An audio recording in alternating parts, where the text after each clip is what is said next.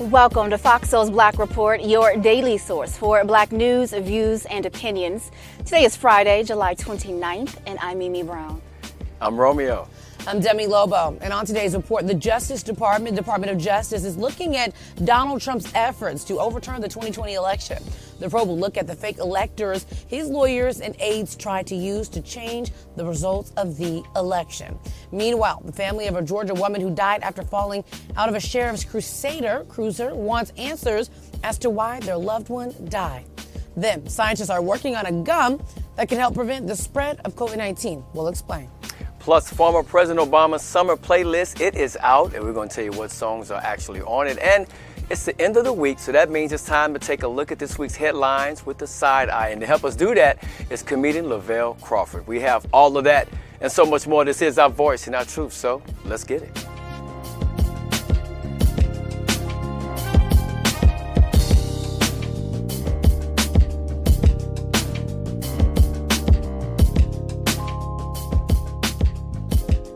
President Biden says he wants to increase funding for police departments around the nation. In a pre-taped video, Biden told the National Organization of Black Law Enforcement Executives at their annual conference that being a cop is, quote, a hell of a lot harder than it's ever been. Police reform activists are upset the president talks about increasing police budgets. Since 2020, Biden has gone out of his way to say he does not agree with the idea of defunding the police. We've heard this from Biden before, so it's not that shocking, but some would rather see those resources allocated to assist the community with mental health problems, assist the community with addiction and just other things like that. I personally believe if your police budget is $5 million or $5 billion, because a lot of these police budgets are excessive, that we can take some of that money. There's no need to continue to throw money at them. Take some of that money and see where other places in the community that money could be used and sort of help with that, because what we're seeing is we're having a lot of mental health problems. There's a lot of homelessness. I mean, there's just things that I think that money can go instead of just always throwing it at the police, and we're seeing the same thing over and over again. Let's try something new, because if we continue to always fund the police. So if we try something, we try it, we see what happens. That's what I think. Mm-hmm. I think it's interesting for the president to, in the wake of so many deaths of Black people at the hands of police, for him to kind of seem a little not in tune with what's going on in America. And I know that he can't just take away all police, and I know that he can't not acknowledge that police departments need more funding, but I think it's just strange for him to say that being a police officer is harder these days than before, when we're also seeing more Black deaths than before. So what's harder about being a police officer right now? Because we're seeing more Black people die. So what's making it? I was right there with you, and then I realized that he was talking to a Black police organization. Mm-hmm. So I started thinking maybe he didn't, because at first I was like, Biden, read the room, right? Yeah. But he was talking to an organization that has been in business for 45 years as a Black police organization, and so I think he was trying to identify with them and say their job is harder than ever before. So he was taking that moment, being where he was, saying this would probably be to his advantage to talk this way and speak in these terms, more so than be like, no, we should pull money away. So now it does make sense when you talk about the people that were in front of him while he was talking. It's good to see him healthy again as well, but there's a lot of other things that he needs to be concerned about right now. That is for sure. And other than giving more money to the police department. I mean, being a Black person is harder than ever before as well. So even in front of a Black group of people, being a Black person in America is harder than it's ever been before, I believe. And so besides slavery, of course, and, things of that nature. But I don't know. I still feel like, some of his talking points, we've got to work on it. Whoever is writing the talking points, they've got to work on it. Him, Nancy Pelosi, everybody all needs, better talking points when we speak about Black Lives Matter, the Black community, and Black people that die at the hands of police officers. It needs to feel a little bit more sympathetic, empathetic to our feelings and how we feel about what's going on in America right now. And that is why we need to allocate resources instead of just throwing them at police departments. We need to, we talk about 988 a lot here. I'm glad that they put money towards that, but there are just a lot of things in the community that studies have shown that when you allocate resources to programs, whether they are community programs for children, for youth, it keeps them out of trouble. And so those are some of the things that we need to look into instead of just always throwing millions and billions of dollars at police departments. Agree. The Department of Justice is reportedly investigating former President Trump's action as part of his probe into efforts to overturn the 2020 election. Prosecutors have started questioning witnesses in the case before a grand jury. Two of the people who have testified were top aides to Vice President Mike Pence. Prosecutors have asked the aides about conversations with Trump and his lawyers and others who tried to swap fake electors for the real ones in the states Joe Biden won. The DOJ wants to know if Trump gave specific orders to his lawyers in the fake electors plan. The parent company of the Coachella Festival supports an anti-abortion group. Rolling Stone magazine says Philip Anschutz, who owns the Anschutz Corporation, donated $75,000 to the Republican Attorney General Association. The money was reportedly given 5 days after the Supreme Court's decision on Roe v. Wade.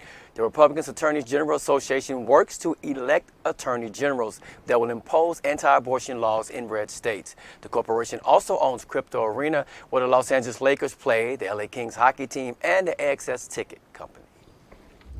A group of businesses owned by conservatives in Texas are challenging the Obamacare law that requires health insurers provide free coverage for contraceptives and drugs that prevent HIV. The same judge that declared the Obamacare was unconstitutional in 2018 will hear the case. The U.S. Supreme Court upheld the constitutionality of Obamacare in 2021.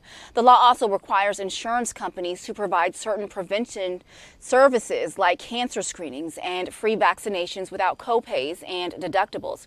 The Urban Institute, a Washington think tank, says if the challenge is successful, 168 million Americans could be impacted.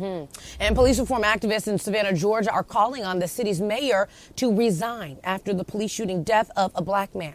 Saudi Lee was killed by Savannah police on June 24th. The Georgia Bureau of Investigation says Savannah cops stopped Lee, who was walking in the middle of the street. They say Lee showed officers his wallet that contained his weapons permit. Cops say that Lee then pulled up his shirt to show officers his gun and pulled it from his holster. Investigators say that police told them that Lee ran away from them and an officer shot and killed him.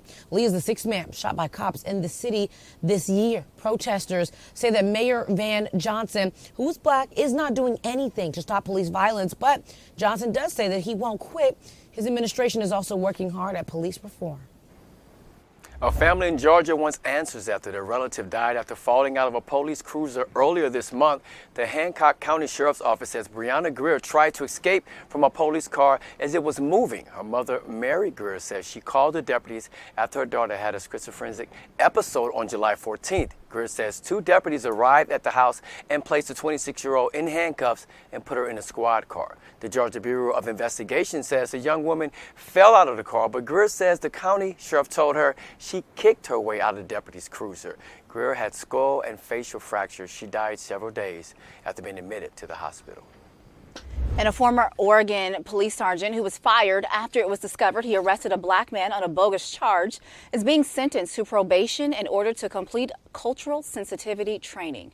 Tony Reeves pled no contest to first-degree misconduct for his role in the wrongful arrest of Michael Fezer.